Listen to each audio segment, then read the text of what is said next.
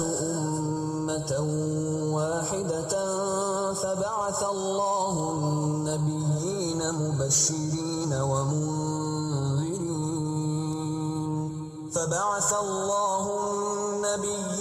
مبشرين ومنذرين وأنزل معهم الكتاب بالحق ليحكم بين الناس فيما اختلفوا فيه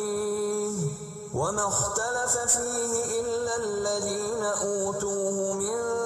بعد ما جاءتهم البينات بغيا